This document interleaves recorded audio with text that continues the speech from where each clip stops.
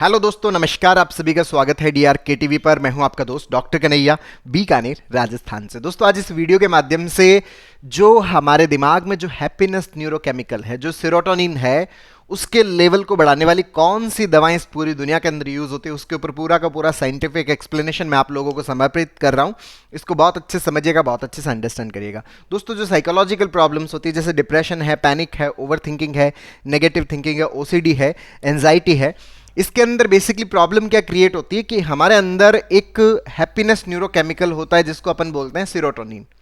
ये जो सीरोटोनिन है, इसका लेवल हमारे अंदर कम हो जाता है। अच्छा, क्यों कम हो जाता है? दोस्तों, जब भी हमारे दिमाग में ऑटोमेटिक नेगेटिव थॉट्स आते हैं, तो इन ऑटोमेटिक नेगेटिव थॉट्स की वजह से क्या होता है कि हमारा जो दिमाग है वो ऑक्सीडेटिव स्ट्रेस के अंदर चला जाता है। अब मान लीजिए कि कोई भी चीज़ है वो कंटिन्यूस अगर यूटिलाइज हो रही है, कंटिन्यूस अगर काम हो रही है, काम में आ रही है, तो वो क्या होगी? एग्जॉस्ट होगी।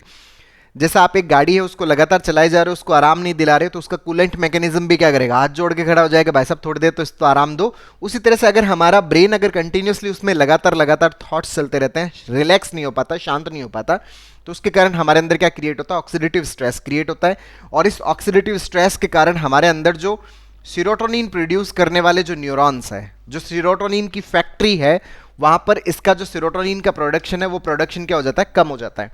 अब प्रोडक्शन कम होता है तो हमारे दिमाग के अंदर क्या होता है? सीरोटोनिन का एक टैंक बना हुआ होता है। जैसे आपके घर के अंदर एक पानी का टैंक होता है छत के ऊपर, तो उसके अंदर एक साइड से तो पानी आ रहा होता है और दूसरी साइड से उससे पानी यूटिलाइज हो रहा होता है। तो यूटिलाइजेशन और जो पानी आने की रेट अगर समान रहती है तो उस पानी के टैंक के अंदर पानी का लेवल क्या रहता है? समान बना रहता है। उसी तरह से सीरोटोनिन का जो प्रोडक्शन हो रहा है, मान लीजिए कि ये टैंक जो है वो 10 लीटर का है, इसके अंदर 10 लीटर सीरोटोनिन इसके अंदर पड़ा है, एग्जाम्पल के तौर पे कह रहा हूं।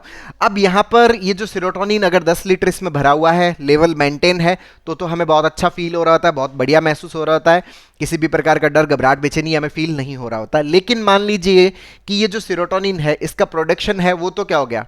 कम हो गया, या प्रोडक्शन गड़बड़ हो गया। लेकिन इसका जो यूटिलाइजेशन वाला पार्ट है वो कंटिन्यूस चल रहा है। अब जैसे मान लीजिए कि आपके घर के अंदर पानी का टैंक है, उसके अंदर आप पानी डाल तो नहीं रहे, सिर्फ उसको यूज किए जा रहे हो, यूटिलाइज किए जा रहे हो, तो धीरे धीरे पानी का स्तर उसमें क्या हो जाएगा? कम हो जाएगा। उसी तरीके से अगर प्रोडक्शन है वो गड़बड़ हो गया है, प्रोडक्शन प्रॉपर हो नहीं रहा, तो सीरोटोनिन का जो यूटिलाइजेशन वाला पार्ट है अगर वो कंटिन्यूस चल रहा है, तो इस टैंक के अंदर सीरोटोनिन का लेवल है वो मेंटेन नहीं कर पाता, लेवल धीरे धीरे कम होने लग जाता है। और जैसे ही धीरे धीरे लेवल कम होता है, हमारी बॉडी के अंदर fight and flight response start होता है, एंजाइटी क्रिएट होती है, हमें बहुत ज़्यादा घबराहट होती है, बेचैनी सी होती है, मन खराब सा रहने लग जाता है, अच्छा फील नहीं होता। जो घबराहट, बेचैनी, जो एंजाइटी के, जो डिप्रेशन के सिम्टम्स हमारे अंदर क्रिएट होते हैं, मूड खराब होने लग जाता है, या फिर चिड़चिड़ासापन होने लग जाता है, लोगों से बात करने में मजा नहीं आता, चीज़ों के ऊपर हम फोकस नहीं कर पाते, कॉन्सेंट्रेट नहीं कर पाते। तो इसकी गड़बड़ी की वजह से बहुत सारे तरह के साइकोलॉजिकल जो सिम्टम्स हैं हमारे अंदर क्रिएट होते हैं, अलग अलग प्रकार के सिम्टम्स पैदा होते हैं। तो अगर हम चाहते हैं कि हमारे अंदर ये जो साइकोलॉजिकल प्रॉब्लम्स के जो सिम्टम्स है वो क्रिएट ना हो, तो क्या होना चाहिए? बहुत सिंपल सी बात है, सीरोटोनिन का लेवल है वो मेंटेन करना चाहिए। सीरोटोनिन का लेवल है वो कितना होना चाहिए? बराबर होना चाहिए। मतलब जो आपके घर के अंदर पानी का टैंक है, अगर आप चाहते हो कि उसके अंदर पानी का लेवल बराबर मेंटेन रहे, तो क्या करना पड़ेगा कि जितना यूटिलाइज हो रहा है उतना उसके अंदर पानी डालना पड़ेगा। अब मान लीजिए कि पानी डाल नहीं रहे, फिर भी अगर यूटिलाइज हो रहा है, तो ऑब्वियस से वो धीरे धीरे क्या होगा? कम होगा। अब मान लीजिए कि पानी डालना पॉसिबल नहीं है, तो क्या करना पड़ेगा? यूटिलाइजेशन भी उसका क्या करना पड़ेगा? हमें कम करना पड़ेगा, बंद करना पड़ेगा। तो यहां पर जो सीरोटोनिन की यहां से वापस जो निकासी हो रही है, सीरोटोनिन को वापस तोड़ा जाता है, तोड़ के इसको वापस से सीरोटोनिन प्रोड्यूस करने के अंदर यूटिलाइज किया जा रहा होता है, इस फैक्ट्री में भेजा जाता है। लेकिन फैक्ट्री तो प्रॉपर काम नहीं कर रही, तो फैक्ट्री तो और सीरोटोनिन प्रोड्यूस नहीं कर रही, उसका मिसमैच हो रहा है।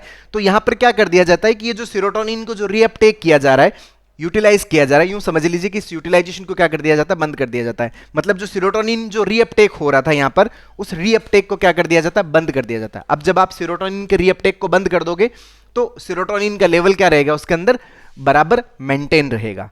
तो यहां पर सीरोटोनिन का लेवल तो मेंटेन कर जाता है। अब इस मेंटेन से जो सिम्टम्स है उसमें तो हमें राहत मिल जाती है, लेकिन यहां पर एक बात बहुत अच्छे समझने की है कि हम अगर ये मेडिसिन कंटिन्यूसली यूज कर रहे होते हैं, तब तक हमारे अंदर ये लेवल मेंटेन रहता है। लेकिन अगर हम चाहते हैं कि हमारे अंदर ये परमानेंटली आ जाए, हमेशा के लिए हमारे अंदर ये लेवल मेंटेन करने लग जाए, तो उसके लिए जो वजह है जिसकी वजह से ये लेवल कम हो रहा है या लेवल गड़बड़ हो रहा है, जब तक हम उस वजह को खत्म नहीं कर देते, तब तक हमारे अंदर ये लेवल प्रॉपर तरीके से मेंटेन नहीं करता। तो वहां पर वजह क्या है? वजह यह है कि हमारे अंदर जो प्रोडक्शन गड़बड़ हो रहा है, ये प्रोडक्शन गड़बड़ क्यों हो रहा है? क्योंकि हमारे अंदर क्या है, जो सीरोटोनिन की जो फैक्ट्री है वो गड़बड़ कर रही है, उसके अंदर गड़बड़ हो रही है। क्यों? क्योंकि ऑक्सीडेटिव स्ट्रेस क्रिएट हो रहा है, और ऑक्सीडेटिव स्ट्रेस क्योंकि दिमाग के अंदर ऑटोमेटिक नेगेटिव थॉट्स आ रहे हैं, तो हमें इन नेगेटिव थॉट्स को भी क्या करना पड़ेगा? सही करना पड़ेगा। और ये क्यों आ रहे हैं? क्योंकि हमारे अंदर क्या बने हुए हैं? नेगेटिव पैटर्न्स बने हुए हैं। तो हमें इन नेगेटिव पैटर्न्स को भी क्या करना पड़ेगा? सही करना पड़ेगा, करेक्ट करना पड़ेगा। इसके लिए हमें सीबीटी का रेगुलर प्रैक्टिस करना होता है, कॉग्निटिव बिहेवियरल थेरेपी का कंटिन्यूस प्रैक्टिस करना होता है, अभ्यास करना होता है। तो यहां पर ये जो परमानेंसी वाले के लिए तो हमें इसके ऊपर जाना पड़ेगा, लेकिन यहां पर जो रीअपटेक है, जो मैं आपको बता रहा था कि सीरोटोनिन का जो रीअपटेक है उसको रोकने वाली कौन कौन सी दवाएं आती है, तो उसके अंदर जो मेडिसिन आती है वो मेडिसिन है हमारे पास में SSRI। ऐसे बहुत सारी मेडिसिन है, लेकिन जो सबसे ज्यादा जो यूज होती है, जिसको अपन क्या बोलते हैं? SSRI मेडिसिन बोलते हैं। ये कौन सी? Selective serotonin reuptake inhibitor. मतलब जो सीरोटोनिन के रीएक्टिव को क्या करती है? इनहिबिट करती है, रोकती है, उसको अपन क्या बोलते हैं? SSRI बोलते हैं। और जब इसका इनहिबिशन होता है, जो रीअपटेक है उसका इनहिबिशन होता है, तो सीरोटोनिन का लेवल क्या होता है? हमारे ब्रेन के अंदर बढ़ता है। मतलब लेवल मेंटेन रहता है, प्रोडक्शन नहीं, लेवल मेंटेन रहता है। तो यहां पर SSRI मेडिसिन कौन कौन सी होती है? SSRI मेडिसिन होती है जैसे सिटेलोप्राम है, एसिटेलोप्राम है। मैं आपको सॉल्ट नेम बता रहा हूं, इनके अलग अलग ब्रांड नेम होते हैं। सिटेलोप्राम हो गया, एसिटेलोप्राम हो गया, सेट्रालिन हो गया, फ्लोक्सेटिन हो गया, फ्लोक्सामिन हो गया, पैरोक्सेटिन हो गया। ये कॉमनली यूज की जाने वाली SSRI मेडिसिन है, जो हम अपना जो भी कंसल्टिंग साइकेट्रिस्ट होता है उनसे परामर्श लेके हम लोग स्टार्ट करवाते हैं। तो ये जो मेडिसिन है ये कॉमनली पूरी दुनिया के अंदर यूज होती है, अलग अलग ब्रांड नेम से यूज होती है, जो मुख्य SSRI मेडिसिन है, जिनसे हम हमारे सेरोटोनिन के लेवल को मेंटेन करने के लिए हम क्या करते हैं? इसको यूज करते हैं। ब्रांड नेम अलग हो सकते हैं। अब यहां पर जो मेडिसिन है, ये मेडिसिन जब चलती है तो हमारे ब्रेन के अंदर सेरोटोनिन का लेवल क्या होता है? मेंटेन रहता है। अब जब तक आप इसको ले रहे होते हो, अब हम अगर इन मेडिसिन को बंद करना चाहते हैं तो वहां पे भी हमें अपने डॉक्टर से परामर्श लेना होता है, कंसल्ट करना होता है। जैसे जैसे हमारे अंदर सिम्टम्स इंप्रूव होते हैं, हम जब इसके रूट कॉज के ऊपर भी काम कर रहे होते हैं, जिस वजह से हमारे अंदर सेरोटोनिन का प्रोडक्शन गड़बड़ हो रखा है, उस प्रोडक्शन को भी जब हम सही कर रहे होते हैं, धीरे धीरे हमारा जो रूट कॉज है वो इंप्रूव होता है। सीबीटी का प्रैक्टिस कर रहे होते हैं, जैसे जैसे उसका इंप्रूवमेंट आता है, ऑक्सीडेटिव स्ट्रेस कम होता है, माइंड रिलैक्स होता है, सेरोटोनिन का प्रोडक्शन सही होता है।